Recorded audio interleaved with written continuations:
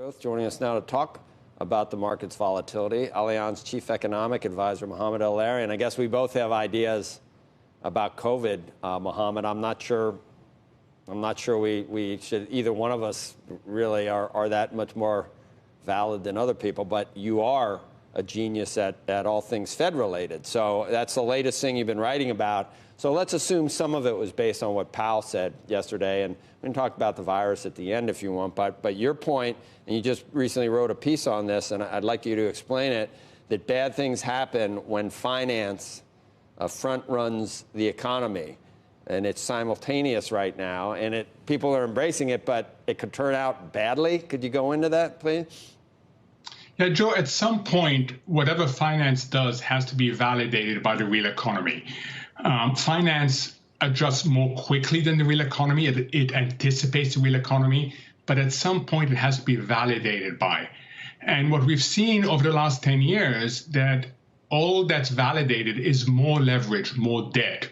And there's a concern that there is an ultimate point to that you can't continue. And what makes this particularly important at this stage is the uncertain economics of the coronavirus. If you get this right, the payoff is huge, because it turns out that your debt has stopped liquidity problems from becoming solvency problems.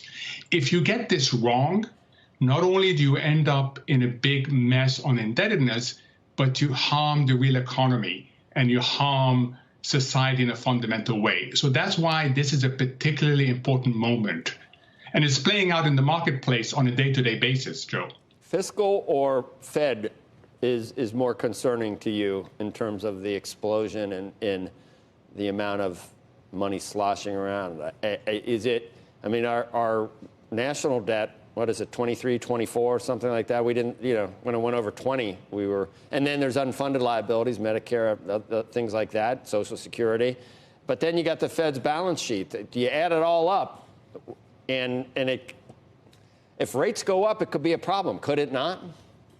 Yeah, I think the fundamental issue is growth. If we don't get high, durable, and inclusive growth, then we have problems on both sides. On the Fed side, we have a problem of distorted markets. And you know how strongly I feel about this. What makes us special in this country is the role of markets, the pricing signals, the ability to mobilize and allocate savings. So I worry that markets will end up being highly distorted, and we are going to lose something very special that drives growth and productivity. On the fiscal side, it's the debt burden. But the main issue is growth. We have got to generate economic growth.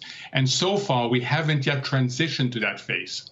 So yesterday, I don't know if you're as hawkish or as worried about debt as someone like Jim Grant, but he's very worried. And he says there will be a clue that things are starting to get out of hand or unravel. And he said that watch gold and silver. Do you think that is the canary in the coal? Those are the canaries in the coal mine?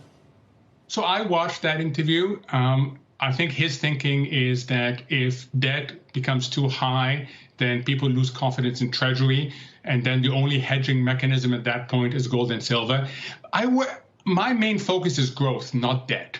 And I want to stress this. It's growth. Look what's happening in the marketplace. Look at Hertz. Look at airlines. They give you a really good illustration of the risk to market functioning. What you're getting right now is this great disconnect between fundamentals and finance. Take the example of Hertz, a company in a bankruptcy procedure that saw its share price go up almost tenfold in less than a month, came straight back down again, and now they're talking about issuing stocks, warning investors that they may be worthless. Look at airlines. This week alone, we've gone from up 7 to 15% to down 20%. And what that tells you, it's not about the Fed. It's not about the markets conditioning to buy the dip, the fear of missing out. It's about the special moment right now in this coronavirus that makes the upside huge, but the downside, capital impairment.